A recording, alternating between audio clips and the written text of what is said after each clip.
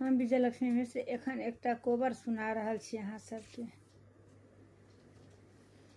झुलफी के फांदे फांदे जोड़लौं सिनहिया रघुनंदन दुल्हा नैने नैने जोड़लौं सिनहिया रघुनंदन दुल्हा। झुलफी के फांदे फांदे जोड़लौं सिनहिया रघुनंदन दुल्हा नैने नैने जोड़लौं सिनहिया रघुनंदन दुल्हा। आहीं सिनेह देखी माए बाप छोड़लौं रघुनंदन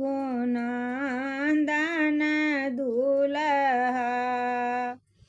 आहीं के सिनेह देखी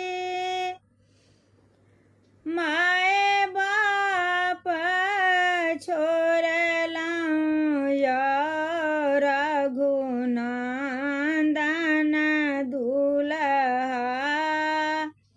छोड़ी देलौं अपन परिवार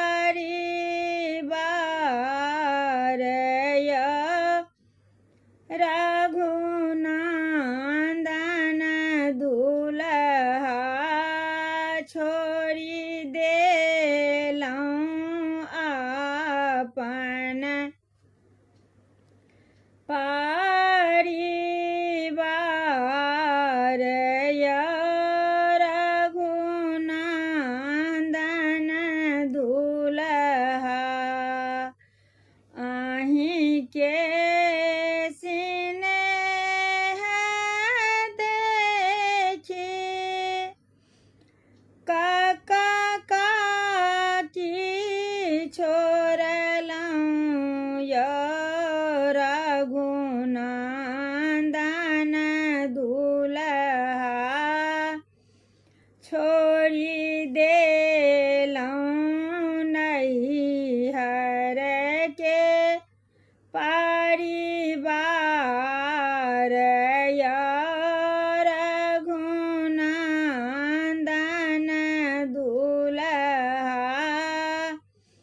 छोड़ी देलौं नैहर के परिवार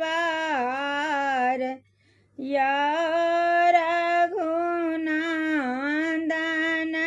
दुल्हा। आहीं के सिनेह देखी भैया भौजी छोड़लौं रघुनंदन दुल्हा।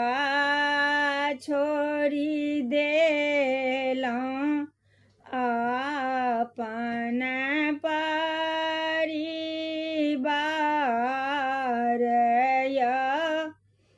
रघुनंदन दुल्हा। झुलफी के फांदे फांदे जो